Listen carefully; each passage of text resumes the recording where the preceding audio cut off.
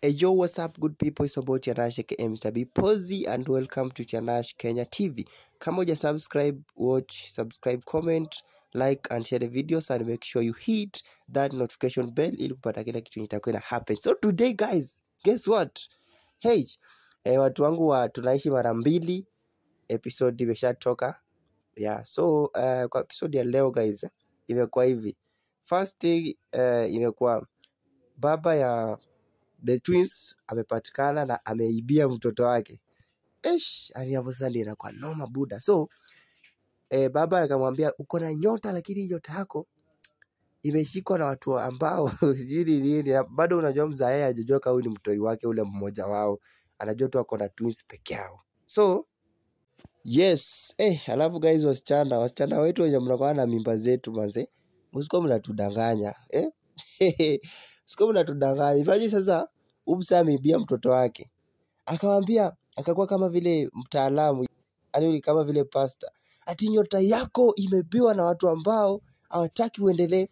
Ndio maana simu yako ukishika simu haikupei pesa. Hakuna simu yote unapokea pesa. Hebu leta hiyo pesa yako kwanza niangalie. Akachukua pesa na akasema nataka kukufanyia utaalamu hapa hivi. Natengeneza tu pesa yako na mimi sitakuitisha pesa yoyote.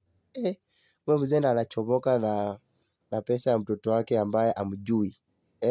So katika episode ya leo hiyo ndo story moja. Alafu story nyingine ule ndugu ya ule mwenye anataka kunyakua mali.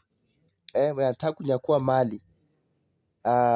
Amemwambia kama story yote imefeli. Kumbuka ilikuwa ishaanza kufeli kwa sababu ule mwenye alimpea kazi wa mwisho aenda ajifanye ni demo wa huyo msee alikuja akafichua kila kitu.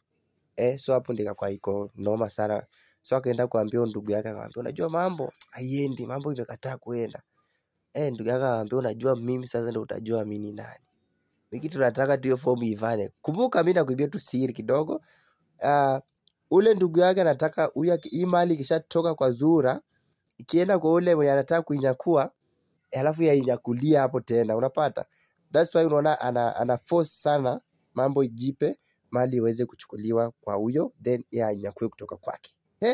So guys, kama huja subscribe make sure una subscribe kwa more updates na mambo inakuwa vulai. Alafu mimi nasisitiza nikiambia wasichana ambao kuna watoto wetu guys.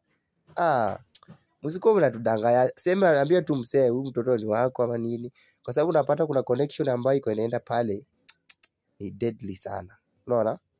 Mtoto ameenda kwa mama ya twins. Then baba ameibia twin mtoto wake. Ni vile sasa unajua hawajui, anajuanga tu ako na twins lakini hawajui.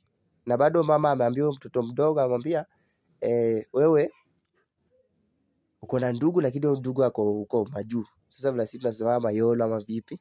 Yeah. So make sure to subscribe for more updates.